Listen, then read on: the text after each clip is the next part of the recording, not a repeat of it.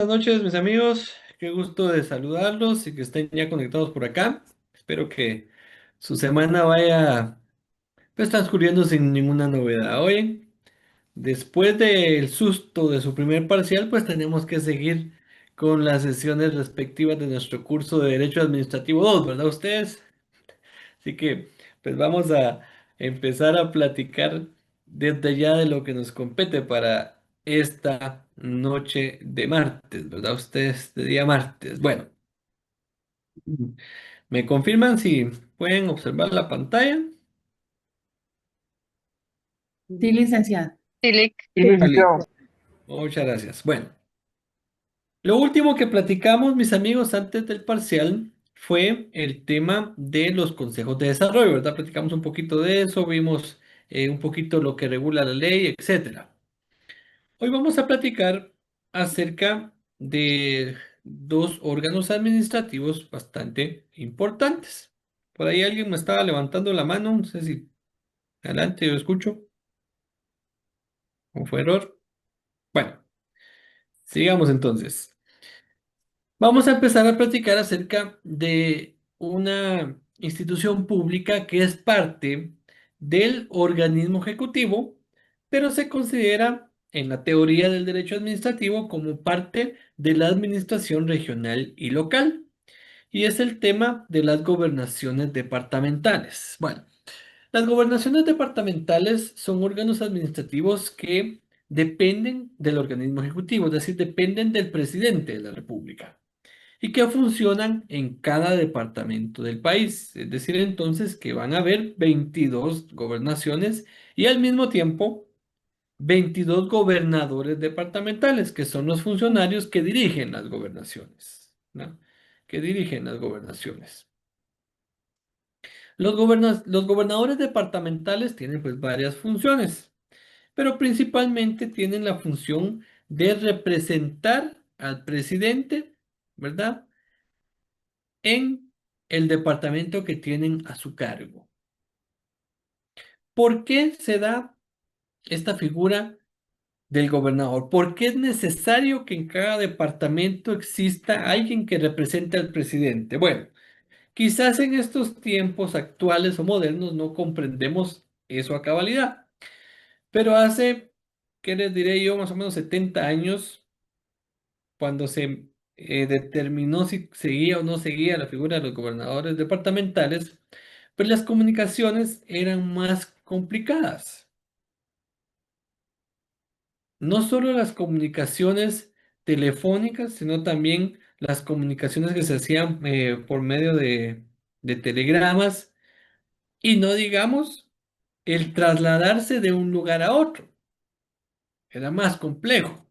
No había ni vías de comunicación ni medios de transporte.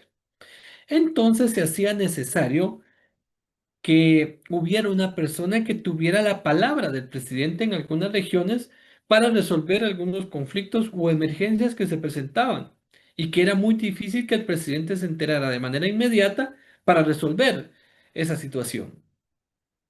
A veces un correo, una carta llegaba 2 meses después y que el presidente llegara, quizás llegaba al año después. Y si era una necesidad muy latente o muy emergente, ¿a qué horas? ¿Verdad? ¿A qué horas se le daba solución a eso? En estos tiempos modernos ya no lo consideramos quizás así porque pues ahora tenemos pues vías telefónicas más inmediatas, redes sociales que en cuestión de 4 o 5 segundos ya se está enterando todo el mundo de lo que sucede en algún lugar. Entonces quizás esa figura de representar al presidente pues ya se ha visto un poquito de cierta manera como que desplazada. Y los gobernadores departamentales han pasado más a ser funcionarios de carácter administrativo para gestiones administrativas, de tratar de acercar los servicios públicos a la población y también de algunas funciones especiales como el tema de las autorizaciones de espectáculos públicos, manifestaciones, caminatas, etcétera, ¿verdad? Ustedes, cuestiones como esa. En los departamentos de la República, la figura del gobernador, pues sí tiene bastante notoriedad por el hecho de que como tiene la vía directa con el presidente, ¿verdad? Con el que maneja los recursos, con el que administra los recursos, los alcaldes municipales acuden mucho a él para pedirle pues ayuda para poder mejorar la prestación de los servicios para cada uno de sus vecinos. Acá en el departamento de Guatemala es distinto. Regularmente pasamos todo un periodo de gobierno y a veces ni nos enteramos de quién es el gobernador departamental de acá de Guatemala. Y les voy a explicar el por qué. Porque resulta que acá en el departamento de Guatemala y específicamente en la ciudad capital, pues sí tenemos al alcance todas las instituciones públicas. Tenemos acceso a finanzas públicas, al Ministerio de Economía, al Ministerio de Comunicaciones, al Ministerio de Gobernación, a la Secretaría de la Presidencia. Tenemos ese acceso porque aquí están. En los departamentos, como no se tiene ese acceso tan directo, pues sí cobran un mayor realce la figura de los gobernadores en ese sentido de gestores de recursos para los departamentos y para los municipios. Los gobernadores departamentales están regulados en la Constitución Política de la República en el artículo 227. Vámonos entonces ahorita rapidito al artículo 227. No sé si alguien nos quiere apoyar dándole lectura a este artículo 227, por favor, de la Constitución. Lo leo yo, Lick. Buenas Adelante, noches. Daniel. Artículo 227. Gobernadores. El gobierno de los departamentos estará a cargo de un gobernador nombrado por el presidente de la República. Deberá reunir las mismas calidades que un ministro de Estado y gozará de las mismas inmunidades que éste, debiendo haber estado domiciliado durante los 5 años anteriores a su designación en el departamento para el que fuere nombrado. Muchas gracias, Daniel. Bueno, si nos damos cuenta entonces, el artículo nos hace referencia a varios aspectos. Bueno, primero, que el gobernador es nombrado ¿por quién? Por el presidente. Lo nombra el presidente de la República. Aunque hay un procedimiento, medio procedimiento, digamos, que ya vamos a conocer, lo nombra el presidente de la República. Los requisitos para ser gobernador son los mismos que para ser ministro, es decir, entonces, mayor de 30 años, ¿verdad? Estar en el goce de sus derechos y ser guatemalteco. Pero adicionalmente a ello, hay un requisito especial: haber estado domiciliado por lo menos los últimos 5 años a su designación en el departamento en el cual se le está designando como gobernador. Y tiene sentido, ¿verdad? Ustedes tiene sentido. Imagínense ustedes que se designe como gobernador de Petén o de Huehuetenango a alguien que ha vivido toda la vida en la ciudad capital. No va a conocer nada, los municipios, ni las costumbres, ni nada, ni físicamente nada, ni a la gente menos. No va a tener idea de lo que se va a enfrentar. Y ya nos dimos cuenta cuando vimos la regionalización que los departamentos son muy distintos. Algunos tienen ciertas características similares, pero aún así es complicado conocerlos. Imagínense si llega alguien que nunca ha vivido en el lugar. Por eso es que se pide este requisito especial, de que hayan residido por lo menos los últimos 5 años en el departamento en el cual están siendo designados. Pero este artículo 227 constitucional se relaciona con el artículo 41 de la ley del organismo ejecutivo. Así que les pido que ahora nos vayamos a la ley del organismo ejecutivo, al artículo 41, por favor. Artículo 41. Y ahí encontramos precisamente los gobernadores departamentales. Y ahí establece, el gobierno de los departamentos está a cargo de un gobernador nombrado por el presidente de la República. También habrá un gobernador suplente, es decir, entonces que en cada departamento hay un gobernador titular y un gobernador suplente. Este artículo 41, por favor, relacionémoslo con el artículo 227 constitucional. Entonces, ahí en el artículo 41 de la Ley del Organismo Ejecutivo, pongámosle ahí 227 de la Constitución, y al 227 de la Constitución, pongámosle el 41 de la Ley del Organismo ejecutivo.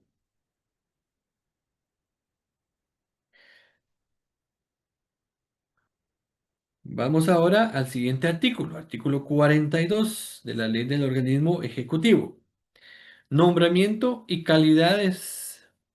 Los gobernadores departamentales titulares y suplentes serán nombrados por el presidente de la República, tomando en consideración los candidatos propuestos por los representantes no estatales del Consejo Departamental de Desarrollo Urbano y Rural respectivo. ¿Se recuerdan ustedes que cuando vimos el tema de los consejos de desarrollo, yo les hice la referencia a que habían funcionarios estatales y otras personas que no eran funcionarios? Y que a estas personas o a este grupo de personas que integran los consejos de desarrollo departamentales que no son funcionarios, se le denomina comúnmente como bloque de sociedad civil. Pues este bloque de sociedad civil tiene esta función especial cada 4 años, ¿verdad? De remitirle al presidente de la República una terna de candidatos para que éste elija al gobernador departamental de ese listado. Ellos son los que se encargan de decirle al presidente, mire, está don Pedrito, don Juanito y don Francisco, que pueden ser gobernadores departamentales. Entonces ya el presidente decide dentro de esa lista a quién designa como gobernador titular y a quién como gobernador suplente. Bueno, continuamos entonces. Donde íbamos en la lectura. Cuando el gobernador obtenga licencia temporal para dejar de ejercer sus funciones, asumirá el gobernador suplente. De igual forma, asumirá cuando el cargo quede vacante por cualquier causa hasta que sea nombrado el titular, conforme al procedimiento establecido en este artículo. Es decir, entonces, que el gobernador suplente, en caso de ausencia temporal, pues asume las funciones del gobernador de manera temporal. Y en caso de ausencia definitiva del gobernador titular, de igual manera solo va a asumir, ¿verdad? Como gobernador en funciones mientras el presidente designa un nuevo gobernador. ¿Cómo lo va a designar? De igual manera como designó al gobernador que se fue, ¿verdad? De los nombres que le emita este bloque de sociedad civil. Continuamos con la lectura. El siguiente párrafo del artículo 42. Tanto el gobernador titular como el suplente deben reunir las mismas calidades de un ministro de Estado, y en el ejercicio del cargo de gobernador gozan de las mismas inmunidades que éste, debiendo haber estado domiciliado durante los últimos 5 años a su designación en el departamento para el que fueren nombrados. Aquí algo particular. Bueno, el gobernador titular goza de las mismas preeminencias e inmunidades que los ministros de Estado, es decir, entonces que tiene derecho ante juicio. El gobernador suplente no. Y aquí lo está dejando bien claro. En el ejercicio del cargo de gobernador gozan de las mismas inmunidades. El gobernador suplente, como no está en el ejercicio del cargo de gobernador, no tiene derecho ante juicio. Solo el gobernador titular.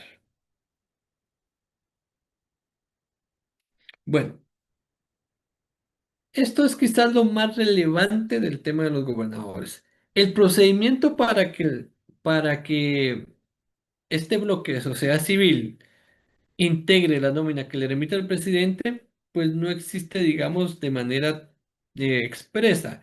El actual Lick, gobierno Una pregunta. trató de crear una especie de normativa o reglamento, pero realmente lo que terminó haciendo fue enredar las cosas. Se han hecho algunos esfuerzos, y se los digo por tema de experiencia, en los cuales los consejos de desarrollo han implementado un sistema similar al de comisiones de postulación para poder pues recibir los expedientes de quienes están interesados, analizarlos, calificarlos, recibir tachas, ¿verdad? Si hubieran, ¿verdad? Decirle a la población, miren, estas son las personas interesadas o estos son los ciudadanos interesados en optar al cargo de gobernador. Si usted tiene algo con el que sea legalmente establecido, pues se reciben tachas, etcétera, y finalmente se vota para integrar esa nómina y se le remite al presidente. Se han hecho esos ejercicios en algunas ocasiones, pero como les digo, realmente no hay un procedimiento tan específico. Este gobierno trató de hacerlo, pero no le funcionó muy bien. Y trató de hacerlo porque no estaba de acuerdo con las nóminas que le habían remitido al presidente, pero eso ya era otra cuestión, ¿verdad? Dice que al final de cuentas la ley lo que establece es que este bloque remite la nómina y el presidente tiene que elegir de, ¿verdad? Pero bueno, ¿por ahí alguien quería la palabra? Sí, Lick, una consulta. Adelante. El gobernador suplente, si está sustituyendo al titular y ese definitivamente ya no va a estar en esa posición, en ese momento sí goza de antijuicio sobre sus decisiones. Ahí sí, Ah, ahí ok. sí, ahí sí. Hasta que se designa el nuevo gobernador titular, él ejerce las funciones de gobernador y tiene, por supuesto, las mismas preeminencias e inmunidades. Gracias. Bien, ahora vamos a platicar acerca de otra, digamos, figura especial de este tema de la administración regional y local, y es el tema de la administración municipal. La administración municipal anteriormente era desarrollada por el derecho administrativo. Sin embargo, conforme fue creciendo el derecho administrativo, fueron desprendiéndose del derecho administrativo nuevas ramas del derecho, como el derecho tributario, el derecho financiero, que ustedes van a ver el próximo año, primero Dios, como el derecho electoral y el derecho municipal. El derecho municipal ya desarrolló fuentes, principios y normativas específicas y especiales para regular el tema de la administración municipal o de los municipios. Acá nosotros solo vamos a ver algunas cuestiones generales del tema de la administración propia de los municipios. No vamos a entrar a conocer un derecho municipal como tal, como les digo, ya es otra rama del derecho. Pero bueno, iniciando los municipios, pues son, digamos, la circunscripción eh, que se deriva de los departamentos, ¿verdad? Y en el cual reside cada uno de nosotros los ciudadanos de este nuestro hermoso país llamado Guatemala, ¿verdad? En ese sentido, entonces hablamos que hay 340 municipios, hay 340 corporaciones municipales y hay 340 alcaldes, ¿verdad? Así es como se desarrolla. Los municipios se administran de una forma autónoma, es decir, entonces que cada municipalidad tiene su propia autonomía, tiene su propia personalidad jurídica, puede tomar sus propias decisiones, ejercer sus propios derechos y cumplir con sus propias obligaciones. Fíjense ustedes, son 340 instituciones distintas de manera autónoma. Hay algunas cuestiones similares, por supuesto, pero la forma del que hacer, cada municipalidad lo puede hacer como considere conveniente. Y tiene sentido. Y tiene sentido. Imagínense ustedes la administración de la Municipalidad de Guatemala, lo complejo que es, lo grande que es, no se va a comparar con la forma de administrar un municipio mucho más pequeño. No tiene esa capacidad. Entonces debe de regular su administración de la manera acorde a las condiciones que tiene.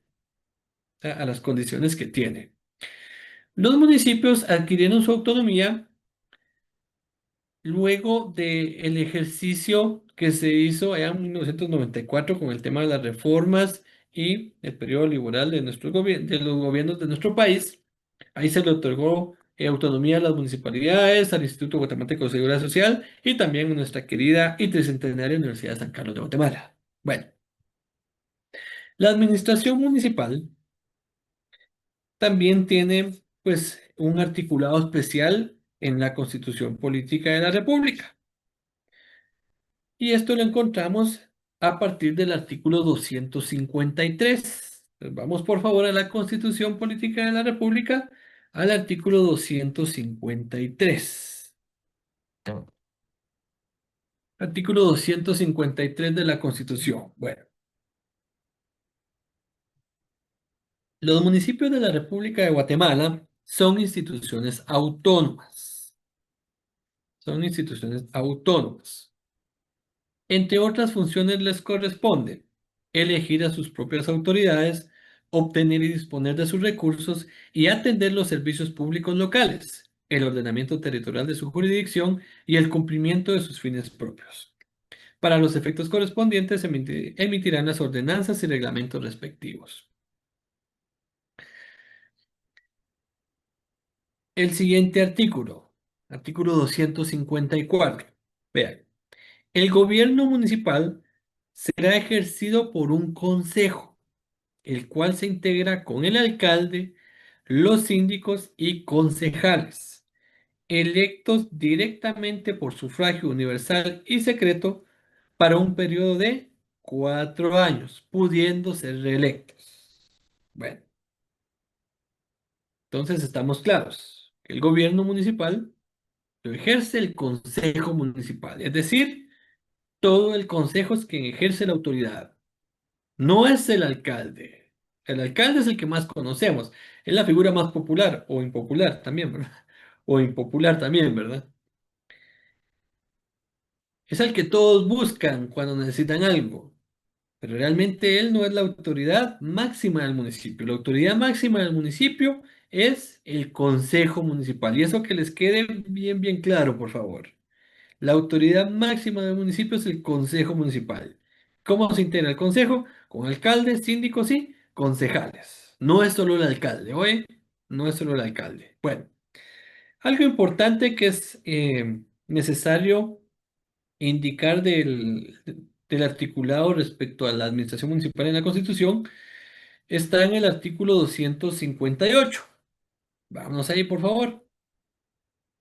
El derecho de antejuicio de los alcaldes. Establece, los alcaldes no podrán ser detenidos ni enjuiciados sin que preceda declaración de autoridad judicial competente de que ha lugar a formación de causa, salvo el caso de flagrante delito. Bueno, eso quiere decir entonces que los 340 alcaldes tienen derecho a antejuicio. Eso no quiere decir que pueden hacer lo que quieran. Y si los agarran haciendo lo que quieran, pues ahí sí, los pueden fregar. Como el típico caso de los alcaldes que a veces se pasan de bebidas espirituosas y de dudosa procedencia y andan haciendo relajos, ¿verdad ustedes? No, eso sí no. Ahí no sirve el antejuicio. Ahí no sirve el antejuicio. Bueno, por eso si usted algún día llega a ser asesor de algún alcalde, hágale saber eso, hágale conciencia en eso. Oigan, yo sé que varios de ustedes van a poderlo realizar. Bueno, el siguiente artículo, artículo 259. Juzgado de Asuntos Municipales. Pongan atención a esto. Para la ejecución de sus ordenanzas y el cumplimiento de sus disposiciones, las municipalidades podrán crear de conformidad con la ley su juzgado de asuntos municipales y su cuerpo de policía, de acuerdo con sus recursos y necesidades, los que funcionarán bajo órdenes directas del alcalde. Bueno. Eso quiere decir entonces, mis amigos, que a partir de este precepto constitucional es que se dio vida a los juzgados de asuntos municipales y a las policías municipales, a los jueces de asuntos municipales. Pero aquí hay que aclarar algo, mis amigos.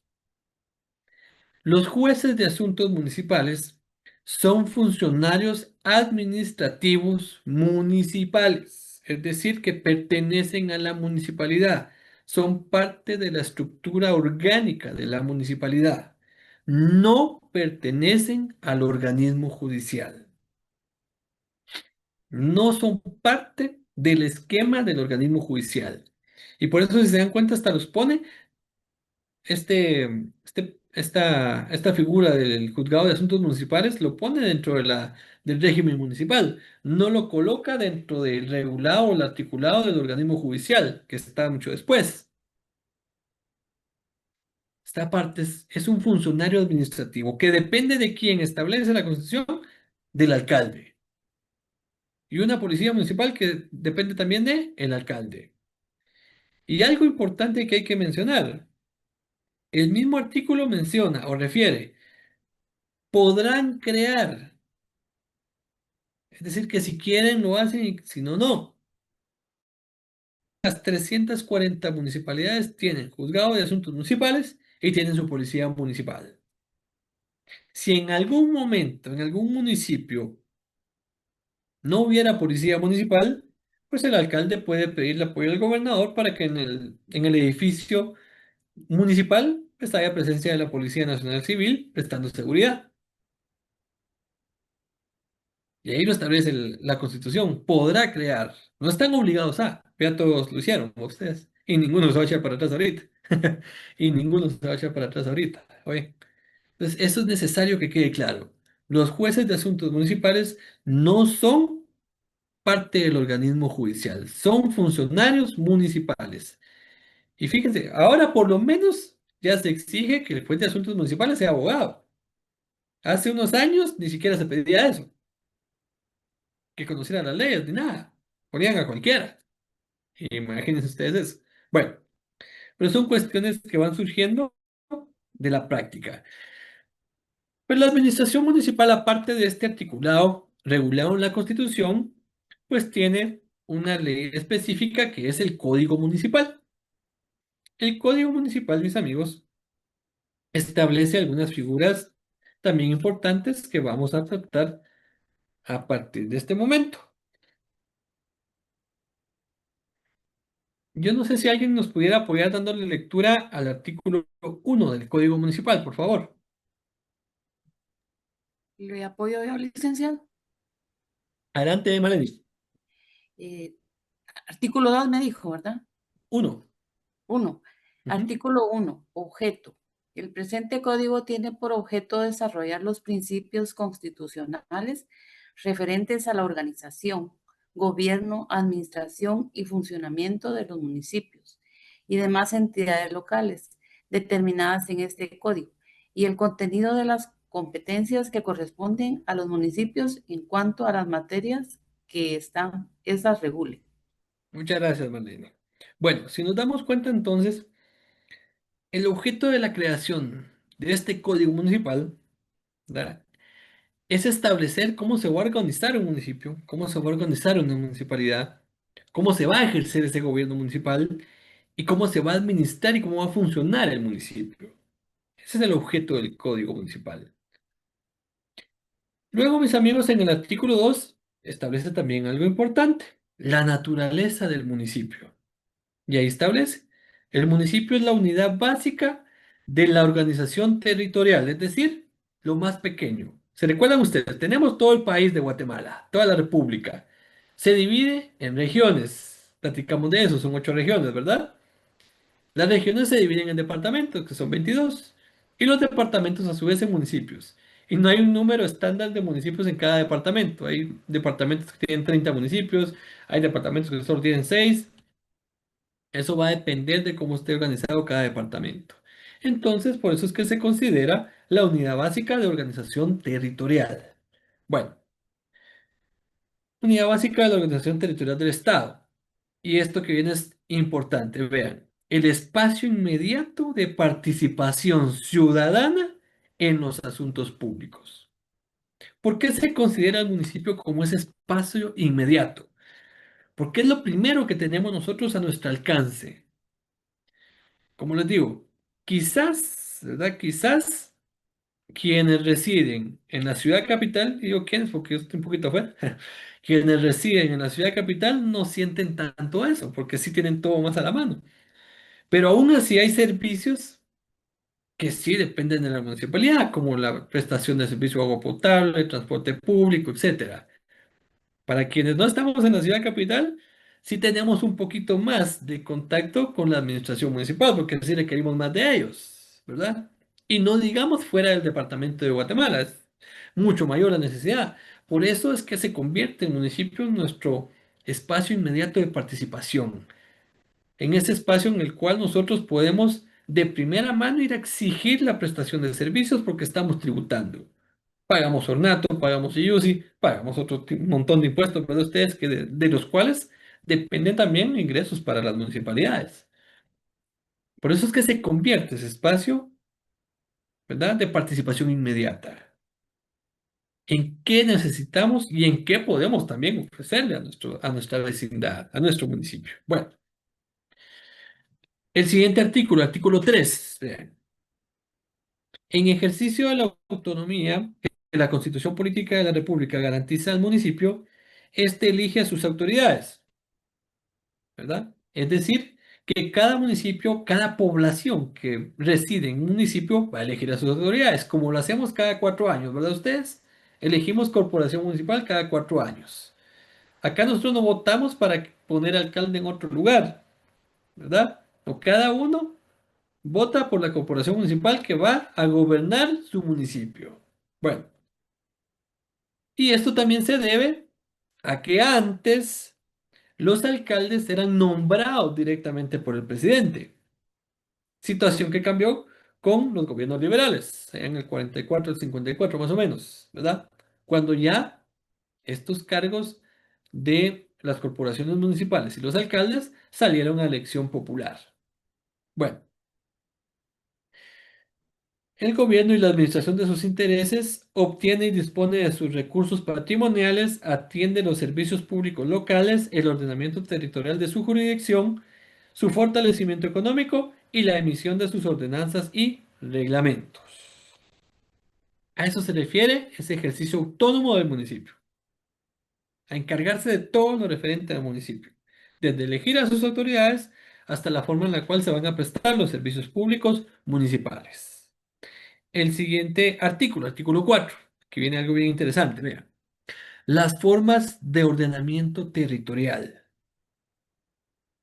Y ahí nos establece, el municipio podrá dividirse en las siguientes formas de ordenamiento territorial. Vean pues, cabecera municipal, aldea, caserío, paraje, cantón, barrio, zona, colonia, lotificación, parcelamiento urbano o agrario, microrregión, finca, las formas propias de ordenamiento territorial de los pueblos indígenas y las demás formas de ordenamiento territorial definidas localmente al interior del municipio. Bueno, es decir entonces, que si se dan cuenta, vamos siempre de macro a lo micro. Lo macro es todo el territorio de la República. Luego son regiones, que son 8. Luego son departamentos, que son 22. Luego son municipios, que son 340. Y de cada municipio se puede desprender la cabecera municipal, aldeas, caseríos, parajes, cantones, barrios, zonas, colonias, etcétera. Eso es lo micro, ¿verdad ustedes? Eso es lo micro. Bueno, el siguiente artículo, artículo 5. El servicio a los intereses públicos. Los municipios y otras entidades locales sirven a los intereses públicos que les están encomendados y actúan de acuerdo con los principios de, pongan atención a esto, eficacia, eficiencia, descentralización, desconcentración y participación comunitaria, con observancia del ordenamiento jurídico aplicable. Estos principios que se mencionan acá, en este artículo 5, perdón, son conocidos como los principios que rigen la función administrativa municipal. Así que anotemos esto ahí, por favor, en ese artículo. Principios que rigen la función administrativa municipal. ¿Qué se refiere? A esos 5 principios: eficiencia, eficacia, descentralización, desconcentración y participación comunitaria. Principios que rigen la función administrativa municipal. El siguiente artículo solo vamos a hacer referencia nada más, no lo vamos a leer. Es la relativo a las competencias del municipio, que son propias y atribuidas. Propias, que son todas las que la ley determina, y atribuidas, que son las que recibe por delegación. Como el caso que mencionamos, me recuerdo yo, hace algunas sesiones de la administración del tránsito, ¿verdad? Se recordarán que platicamos un poquito de eso. Eso lo hicimos en clase precisamente, de cómo era que se delegaba la administración del tránsito. Esa es una competencia delegada o atribuida. A eso se refiere el artículo 6. Luego, el artículo 7. Este sí es un poco más importante. El municipio en el sistema jurídico. El municipio, como institución autónoma del derecho público, tiene personalidad jurídica y capacidad para adquirir derechos y contraer obligaciones, y en general para el cumplimiento de sus fines en los términos legalmente establecidos, y de conformidad con sus características multiétnicas, pluriculturales y multilingües. Su representación la ejercen los órganos determinados en este código. Bueno, este artículo 7 es lo que podemos considerar como una definición legal del municipio. Así que anótenle por ahí, definición legal de municipio.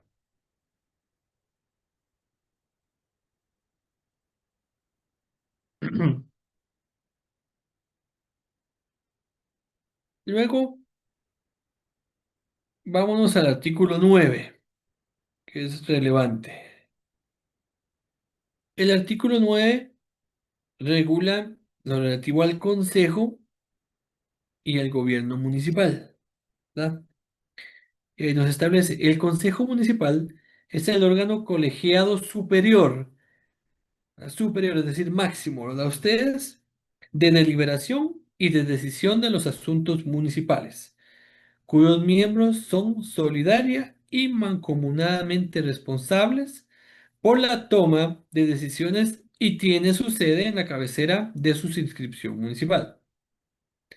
El gobierno municipal corresponde al consejo municipal, el cual es responsable de ejercer la autonomía del municipio y se integra por el alcalde, los síndicos y los concejales, todos electos directa y popularmente, ¿verdad? En cada municipio, de conformidad con la ley de la materia. Siguiente párrafo. El alcalde es el encargado de ejecutar y dar seguimiento a las políticas, planes, programas y proyectos autorizados por el Consejo Municipal. Más que claro, ¿verdad? El gobierno municipal lo ejerce el Consejo Municipal. Y el alcalde es el que se encarga de ejecutar y dar seguimiento a esas decisiones que toma el Consejo. Por eso es el que más miramos. Es el que andaría para abajo, ¿verdad ustedes? Por eso es el que más notoriedad tiene, el alcalde. Pero las decisiones deben ser tomadas por el Consejo Municipal. Es la autoridad máxima, ¿verdad? Por eso ahí establece que es el órgano superior, ¿verdad? Que les quede, por favor, bien, bien claro ese tema, por favor, ese tema. La autoridad superior del municipio es el Consejo Municipal. Consejo Municipal. Bien. Luego, en el artículo 12, vámonos al artículo 12, por favor. Ahí establece un pequeño concepto de definición de lo que es vecindad. ¿Se recordarán ustedes ya en su lejano curso de Derecho Civil 1, cuando vieron el tema de la persona y de la familia? Pues hace referencia a este punto de la vecindad y también del domicilio. Pues acá encontramos una pequeña definición de lo que es vecindad y ahí establece que la vecindad es la circunscripción municipal en la que reside una persona individual. Importante esta definición porque constantemente la van a tener que recordar ustedes en su quehacer profesional. Bueno, y de hecho ni siquiera en su quehacer profesional, en su quehacer diario. Siempre sale a reducir qué es la vecindad, qué es el domicilio y todo eso. Si usted maneja esos conceptos, no se va a perder. Mucho menos se va a perder cuando lea, pues, noticias, ¿verdad? Ustedes que ya se dieron cuenta ustedes de cómo confunden los términos los distinguidos medios de comunicación. Bueno, dudas o preguntas de lo que hemos platicado hasta este momento, mis amigos, yo los escucho.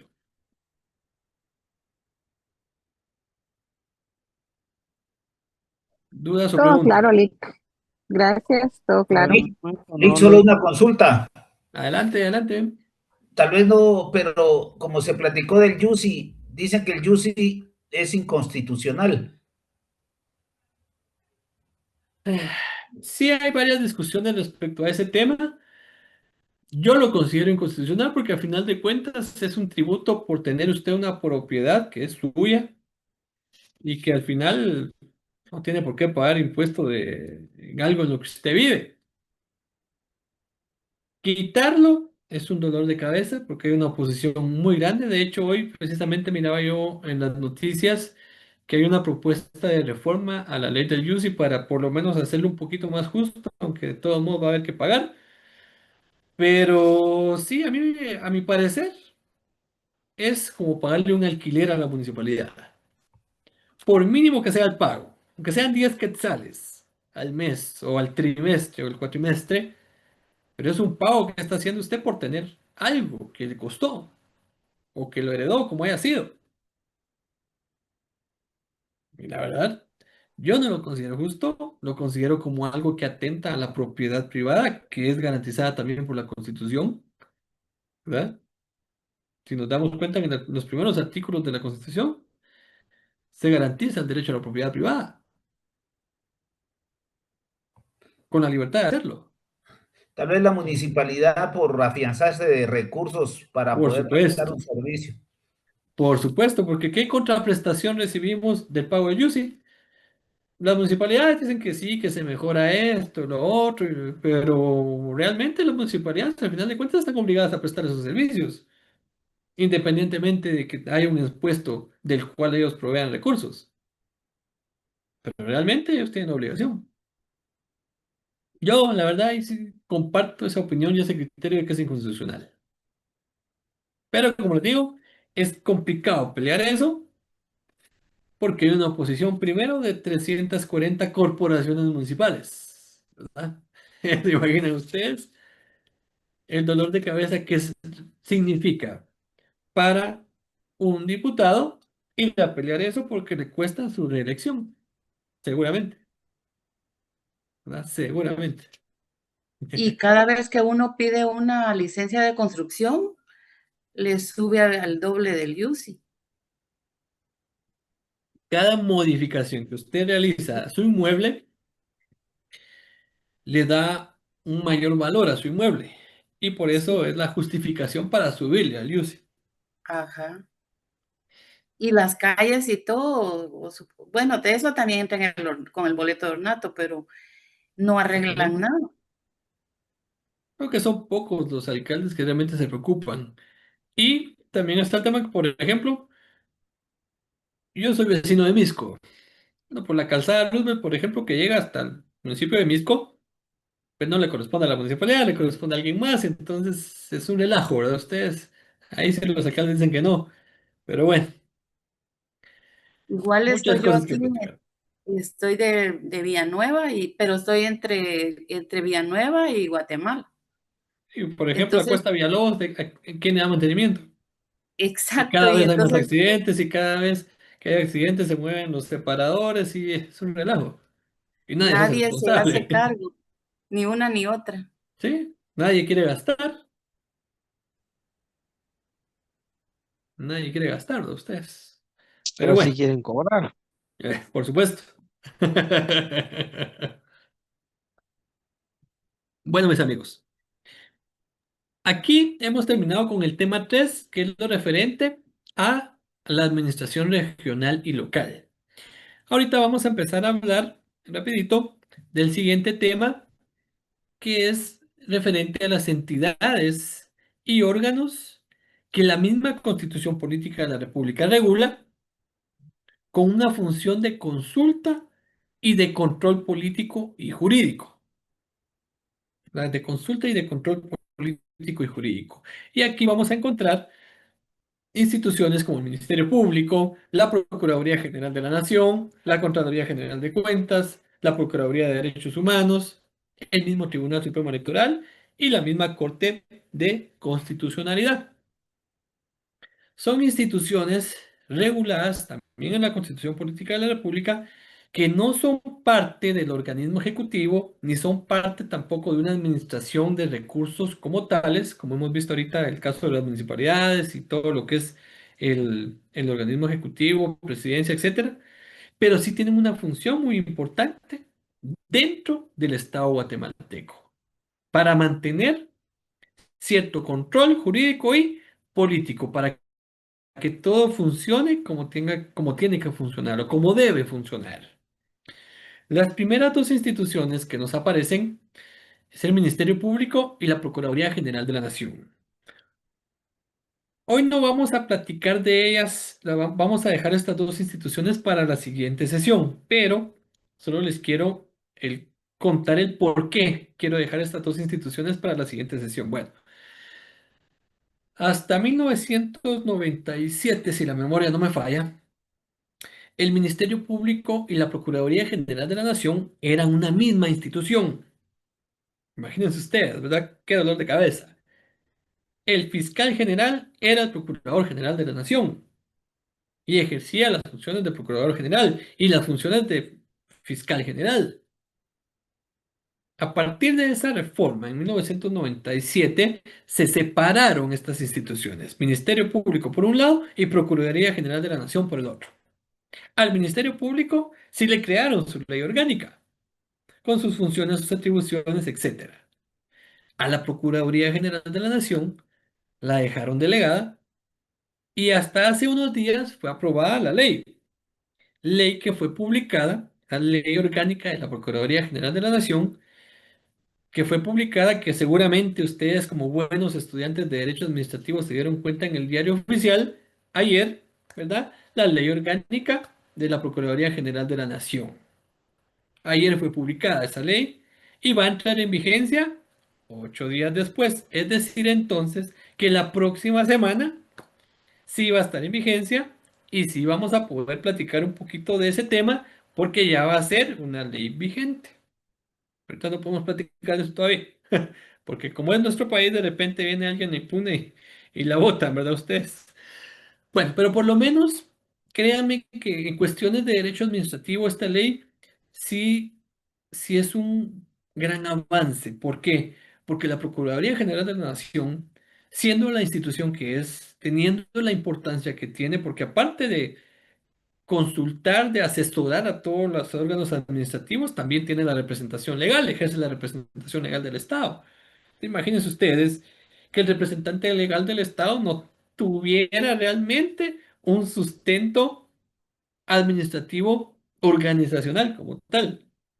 Qué complicado, ¿verdad ustedes? Pero son cuestiones que lamentablemente se fueron dando y que ahora pues están tratando de ser corregidas. Y realmente yo eso sí se lo aplaudo, digamos, si se puede a la actual legislatura y también pues a las actuales autoridades de gobierno, porque sí es un avance en cuestión de derecho administrativo, ¿verdad? La aprobación de esta ley orgánica de la Procuraduría General de la Nación.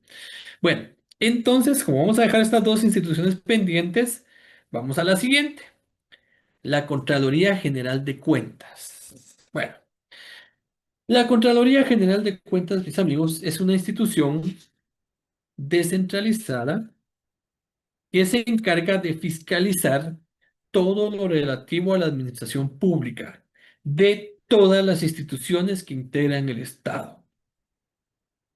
No importa si la institución es centralizada, es descentralizada o si es autónoma. La Contraloría General de Cuentas tiene la función por mandato constitucional de fiscalizar su quehacer. Y cuando la Contraloría General de Cuentas se le hace esa referencia de fiscalizar su quehacer, se refiere a verificar que la institución esté cumpliendo, que esté alcanzando sus objetivos, que esté ejerciendo esas atribuciones y esas funciones que en la ley que le da vida a la institución le han establecido. En la realidad, en la práctica, lamentablemente la Contraloría no tiene las capacidades para lograr, ¿verdad? Para lograr un ejercicio de fiscalización al 100%. Y regularmente solo se concentran en fiscalizar el tema del gasto público y en algunos casos cuestiones de infraestructura, pero que lo relacionan siempre directamente con el tema de la fiscalización del gasto. Cuando la Contraloría General de Cuentas podría, o más bien debería, fiscalizar todo. Imagínense en la universidad, nos pueden fiscalizar también a nosotros. A los profesores, no solo que estén llegando a dar clases, sino la forma en la que las dan, si las dan bien, si las dan mal. Y a ustedes, distinguidos estudiantes, también, si están llegando o no están llegando, porque al final de cuentas ustedes están recibiendo una prestación gratuita casi de parte del Estado.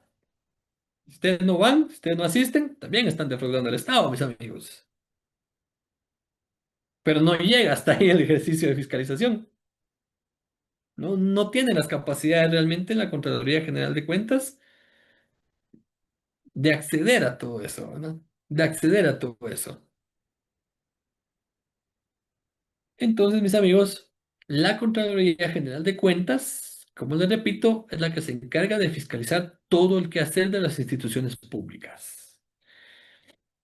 En la Constitución Política de la República encontramos a la Contraloría General de Cuentas en el artículo 232.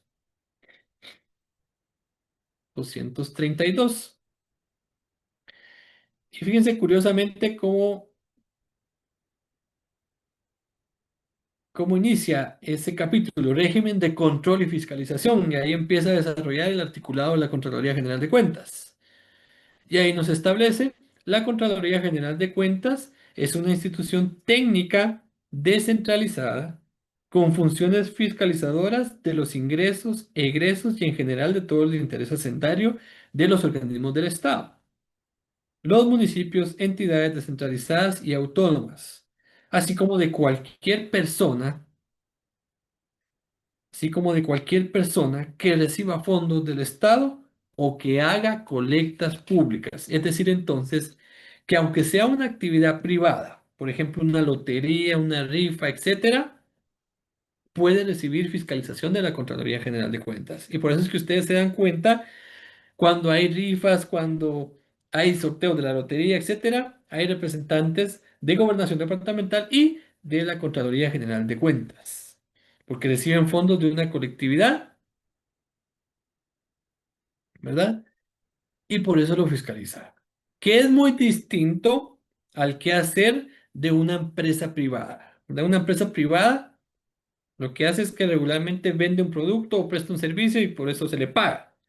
Es diferente a cuando alguien viene y dice, bueno, voy a rifar un carro y voy a vender los números a 10 quetzales y entonces todo el mundo empieza a llegar a comprar sus números y después rifo el carro.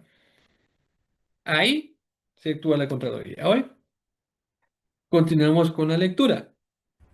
Lick, una También, pregunta. adelante, adelante. ¿Cómo es posible que no pueda la Contraloría General, por ejemplo, fiscalizar a la Municipalidad de Guatemala con sus famosos fideicomisos? O sea, ¿cómo enredan ahí el esquema Fíjense, pues, administrativo? los fideicomisos son una figura contractual de carácter esencialmente mercantil. O sea, no es ni administrativo, es casi mercantil. Y las municipalidades, en el ejercicio de su personalidad jurídica, suscriben estos contratos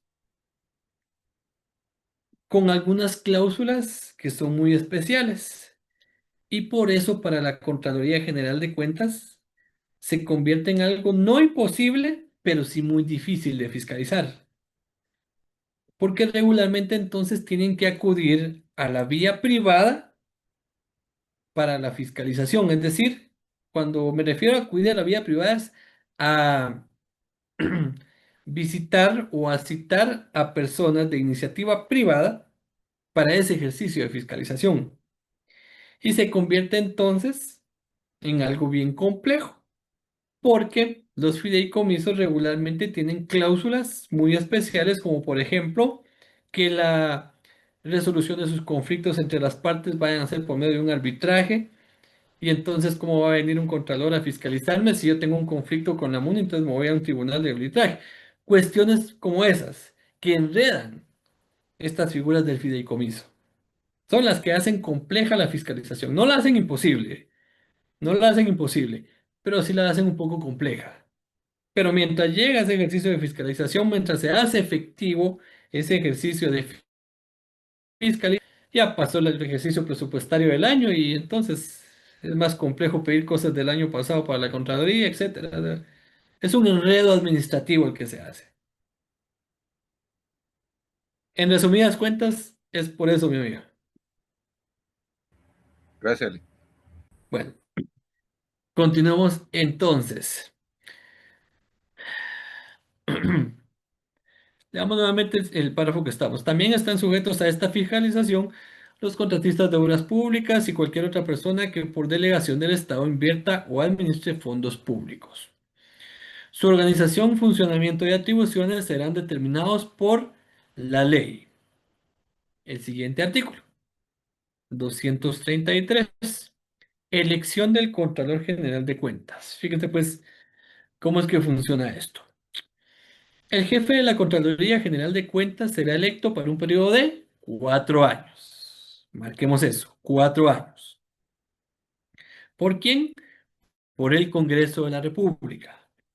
Por mayoría absoluta de diputados que conforman dicho organismo, solo podrá ser removido por el Congreso de la República. Lógico, si el Congreso lo nombra, el Congreso lo puede remover, ¿verdad ustedes? En los casos de negligencia, delito y falta de idoneidad. Rendirá informe de su gestión al Congreso de la República cada vez que sea requerido y de oficio 2 veces al año.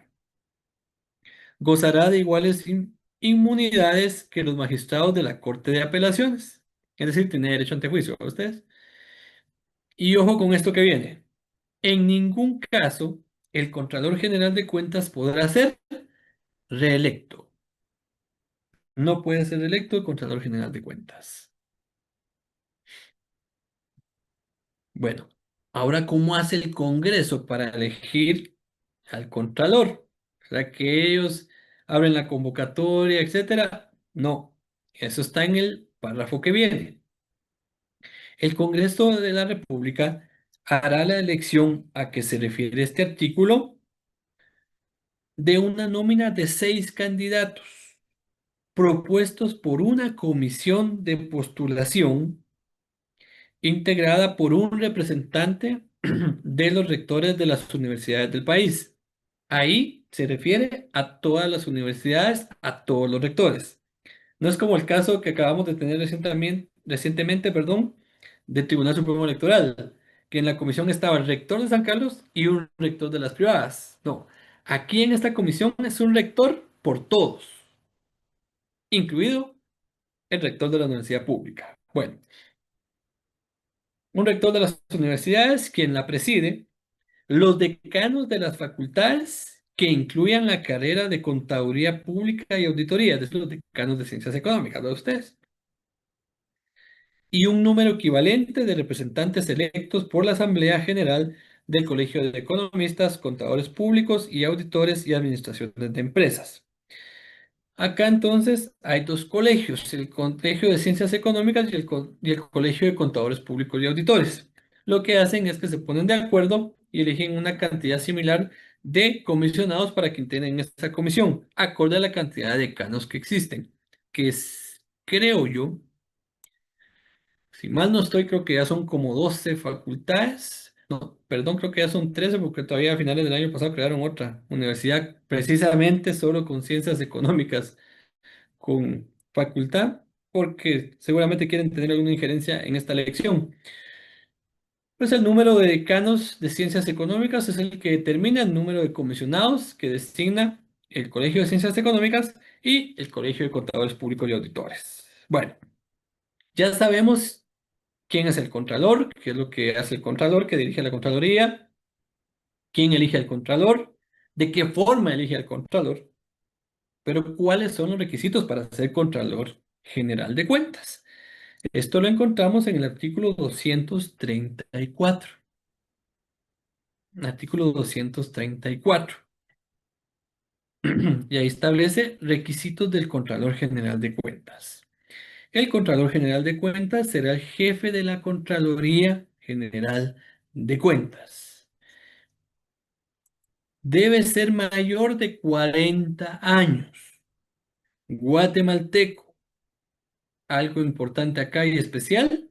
Contador público y auditor. Aquí ya no es abogado. Aquí es contador público y auditor. De reconocida honorabilidad y prestigio profesional.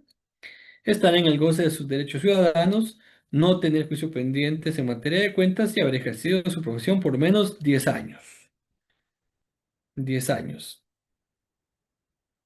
Claro, los requisitos de ustedes, mayor de 40 años, contador público y auditor, estar en ejercicio de sus derechos, haber ejercido su profesión 10 años, y no tener juicio pendiente en materia de cuentas. Esos son los requisitos para poder optar al cargo de Contralor General de Cuentas. ¿Dudas o preguntas, mis amigos?